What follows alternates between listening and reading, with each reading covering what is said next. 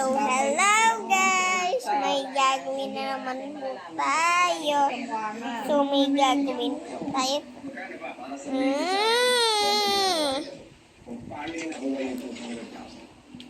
So, may gagawin po tayo. Mag-ano po tayo. Susulat.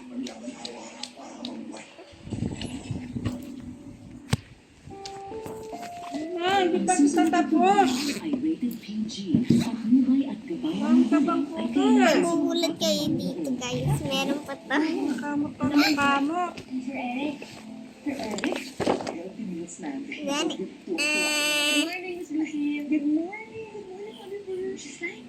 Haribawa! Haribawa!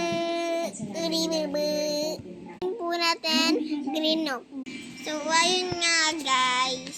Dito tayo magsusulat. So, kumuha na rin pala akong pencil dito. Sulat na tayo. Salamat nga pala dito. Hindi ka na saan nagkapala pa. May lang po. Tinulungan ni Van ko ni Ninay i-prepare yan. Ninay, Yung buwan tawag ko sa tita precious ko. Siya po yung umangkon sa amin ng ate ko. Naging ninang ko po siya. Pero nanay din. Kaya Ninay. yan nanay. Patay na po. Patay mo. Patay na rin po.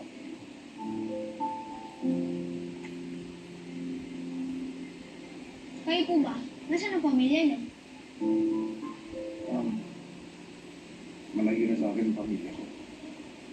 Yung mga Anak ko tatay ay mo? isang kumpanya na. Pag puso ko naman, nag-aaral. Alam mo, sobrang talino mo. Para ikaw. Paano niyo naman po nalaman na matalino ako? Ayun. Di ba gusto mo mag-college sa University of Italy? Di ba ang talino mo?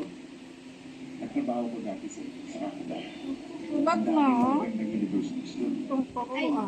Pero mas gusto ko po sa Amerika. Kasi Magsusulat sabi ko dyan, niya, hindi mo nandun na po yung tuturuan. tatay. Sir Eric, una na po ako. Bye-bye.